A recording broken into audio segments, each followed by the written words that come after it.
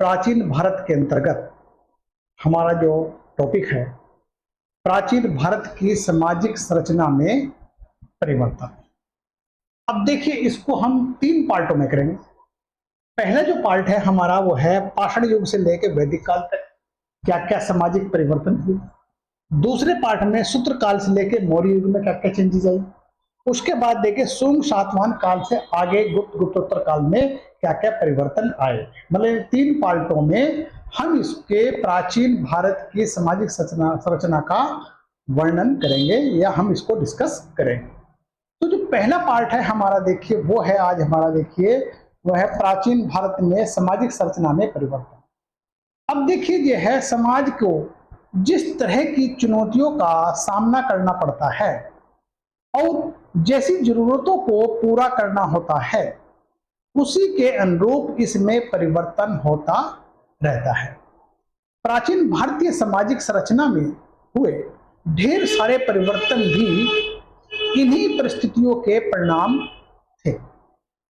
ये परिवर्तन मुख्यतः जाति प्रथा, विवाह, नारियों की स्थिति से संबंध है। यानी किससे संबंध थे?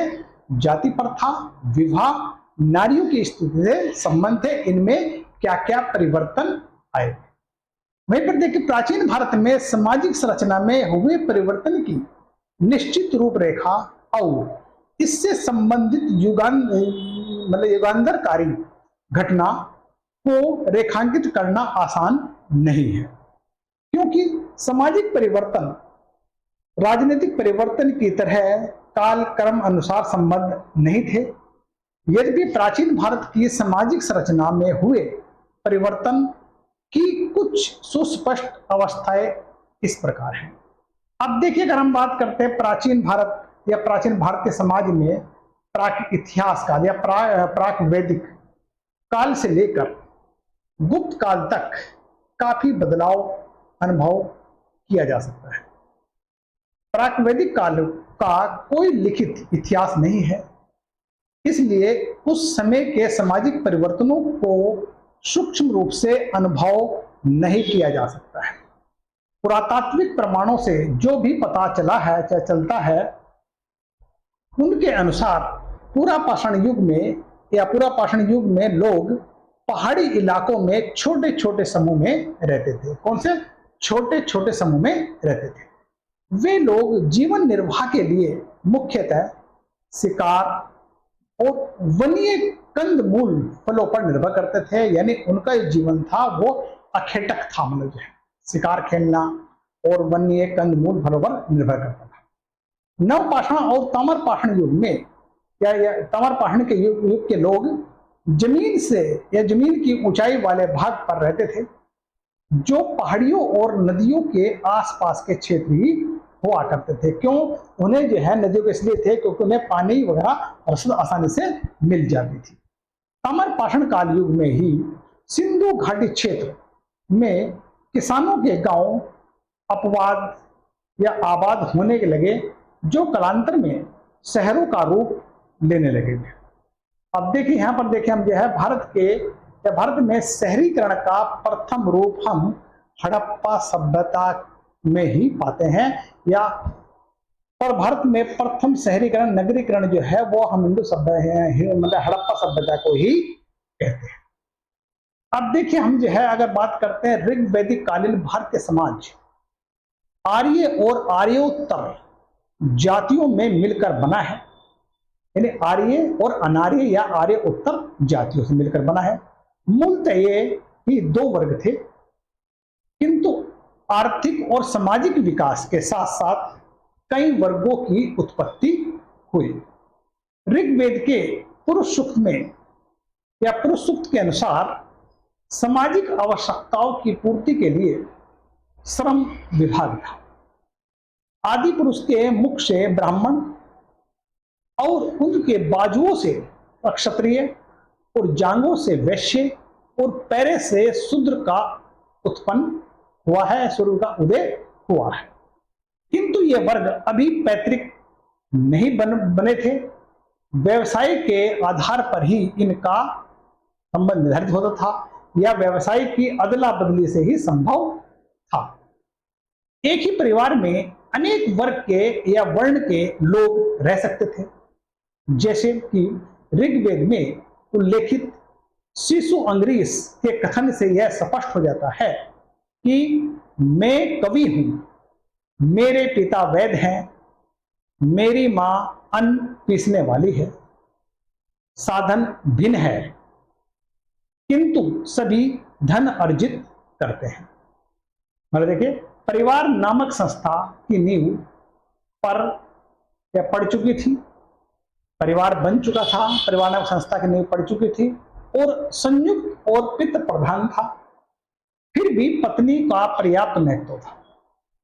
यहां पर देखिए, ऋग्वेद में बहुपिता विवाह या बाल विवाह का उल्लेख नहीं मिलता। बहुपति विवाह और या बाल विवाह का उल्लेख नहीं मिलता है। स्त्रियों को अपने पति चुनने की स्वतंत्रता थी। अब वहीं पर देखिए मेरा जो है अंतवर्ण विवाह, दासों को छोड़कर विधवा विवाह और नियोग प्रथा भी प्रचलित थी। अब वहीं पर देखिए धार्मिक कृत्य, सामाजिक उत्सव व समारोह आदि में स्त्रियां पुरुषों के साथ आसन ग्रहण करती थी। कन्याओं को उच्च शिक्षा प्राप्त करने का पूर्ण अधिकार था। अब जैसे में देखते हैं घोषा, विश्वरा, लोपामुद्रा, शिक्षता आदि वैदिक स्त्रियों की गणना ऋषियों में होती है और जिन्होंने ऋषियों की भांति वैदिक ऋचाओं की रचना की थी। पिता की संपत्ति का उत्तराधिकारी पुत्र होता था और पुत्री नहीं होती थी, किंतु यदि पुत्री ही पिता की एकमात्र संतान हो तो उत्तराधिकारी उसी को मिलता था। गोद लेने की प्रथा भी प्रचलित थी। पुत्र की भांति पुत्रियों को भी उपनयन, शिक्षा, दीक्षा, यज्ञ आदि का अधिकार था। अब देखिए यहां पर देखते हम जो है इस काल में ही या उत्तर वैदिक काल में वर्ण व्यवस्था अधिक स्पष्ट हो गई। धार्मिक कर्मकांड आदि की रुचि रखने वाले लोग, ब्राह्मण, शूद्र, राजनीति में सक्रिय लोग, अक्षत्रिय, वणिक, कर्षक और शिल्प, वैश्य और उपयुक्त 3 वर्णों की सेवा और अन्य शारीरिक श्रम के लिए जो दास, दस्यु, नार्य थे वो शूद्र की संज्ञा से अभिभूत हुए हैं। अब देखिए यहां पर देखिए हम बात करते हैं, देखिए मतलब यह है इस काल में या इस काल तक फिर भी एक वर्ण से दूसरे वर्ण में अदला बदली संभव थी तथा उनमें परस्पर विवाह संबंध भी होते थे। ब्राह्मण च्यवन ने अक्षत्रिय शर्यातित की पुत्री सुकन्या से विवाह किया था। शतपथ ब्राह्मण के अनुसार तीसरी और चौथी जाति में विवाह वर्जित था। अनुलोम विवाह स्वीकृत था और प्रतिलोम विवाह निषिद्ध माना जाता था। देखिए अनुलोम प्रतिलोम, अनुलोम विवाह क्या होता था? अनुलोम विवाह में क्या होता था कि मतलब जिसमें मतलब पुरुष का वर्ण ऊंचा होता था, स्त्री का वर्ण नीचा होता था। मतलब प्रतिलोम में क्या है कि मतलब स्त्री का वर्ण ऊंचा होता है और पुरुष का नीचा होता है, वो प्रतिलोम विवाह होता है। अब शूद्रों को छोड़कर अन्य 3 वर्ण उपनयन संस्कार के अधिकारी थे। इन शूद्रों का उपनयन संस्कार के अधिकारी नहीं माने गए थे। वैदिक उत्तर काल में आकर हम आश्रम व्यवस्था पाते हैं। अब देखिए आश्रम व्यवस्था देखिए हमारे 4 आश्रम हैं। इन संपूर्ण जीवन को आर्यों ने 4 आश्रम में विभक्त किया। 4 कौन कौन से थे? एक ब्रह्मचर्य, गृहस्थ, वानप्रस्थ और संन्यास। सभी आश्रमों को 25-25 साल के अंतराल में बांट दिया गया था। मतलब संन्यास आश्रम का अधिक महत्व नहीं था। इनमें देखिए कुटुंब का मुखिया अधिकतर पिता ही होता था और सम्मिलित परिवार की अवधारणा में शिथिलता का अनुभव होने लगा। पुत्रों में फूट पड़ने पर पिता के जीवन काल में ही वे अपनी संपत्ति का बंटवारा कर सकते थे। इस काल में कन्या के जन्म को प्राय दुख का कारण समझा जाता था, लेकिन पुत्र को जन्म को अवसर पर विशेष उत्सव मनाया जाता था, यानी उन्हें वंश का रक्षक माना जाता था। यानी पुत्री को हमारे ऋग्वेद में तर्पण भी कहा गया है, यानी दुखों का कारण भी है। इसी काल में समाज में स्त्रियों की वह प्रतिष्ठा नहीं रह गई थी जो वैदिक काल में थी। यानी इनकी स्थिति और गिरते आते डाउन होती जा रही थी। उन्हें उपनयन संस्कार से भी वंचित कर दिया गया था। यहाँ उत्तर वैदिक काल की बात कर रहे हैं जो है। शतपथ ब्राह्मण के अनुसार पत्नी की पूर्णतः पति की अर्धांगिनी बनने में थी। यानी कि जो है शतपथ ब्राह्मण क्या कहता है, पत्नी की जो पूर्णता है कंप्लीट जो है पति की अर्धांगिनी बनने में ही थी, लेकिन वास्तव में पत्नी की स्थिति निम्न होती गई। ऋग्वैदिक काल में कई संस्कार जिनकी अधिकारिणी पत्नी हुआ करती थी अब पुरोहितों के द्वारा होने लगे थे। इससे क्या हुआ, जो उनको सम्मान था वो सम्मान भी थोड़ा छिनने लगा या घटने लगा या परिवर्तन होने लगा। अब इसी काल में नारी की चतुर्मुखी शिक्षा पर बल दिया गया। शिक्षित स्त्री पुरुष के विवाह को ही उपयुक्त समझा जाता था। स्त्रियों के संगीत नृत्य सिखाया जाता था और इसी कार्य के लिए ढोल बांसुरी शहनाई आदि साज का इस्तेमाल भी होता था। स्त्रियां अपने अपने पति के यज्ञ आदि में भाग लेती थी। बृहदारण्यक उपनिषद में के अनुसार राजा जनक के दरबार में गार्गी और याज्ञवल्क्य के बीच वाद विवाद हुआ था। याज्ञवल्क्य की पत्नी मैत्रेयी पर परम विदुषी थी।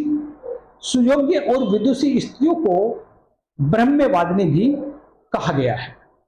विवाह को इस काल में धार्मिक महत्व प्राप्त था। तीसरी और चौथी पीढ़ी में विवाह करने की अनुमति थी। सर्वप्रथम इसी काल में गोत्र प्रथा या गोत्र व्यवस्था का भी उल्लेख मिलता है। गोत्र बहिर्विवाह की प्रथा भी आरंभ हुई, परंतु सभी वर्गों में सगोत्र विवाह वर्जित न था। प्रारंभ में स्त्री पुरुष समागम से छूट था, किंतु बाद में इसमें कठोरता आ गई। सामान्यतः बाल विवाह प्रचलन में न था। अविवाहित कन्या अपने मां बाप के साथ रहती थी और परंतु सामान्यतः युवा अवस्था प्राप्त होने के बाद अविवाहित रहने की प्रथा न थी। अब अविवाहित पुरुष को यज्ञ आदि करने का अधिकार नहीं था। बिना स्त्री के स्वर्ग प्राप्ति नहीं हो सकती, ऐसी धारणा थी। बहुविवाह प्रचलित था, परंतु केवल धनिक या राजकीय वर्गों में ही इसके उदाहरण मिलते हैं। आम सामान्य जन में ऐसा संभव नहीं प्रतीत होता है। वैदिकोत्तर काल में ही विधवा स्त्री का पुनर्विवाह हो सकता था। विधवा पुत्र का उल्लेख है। ऐसा प्रतीत होता है कि पुत्र प्राप्ति के लिए ही मतलब ऐसा होता होगा।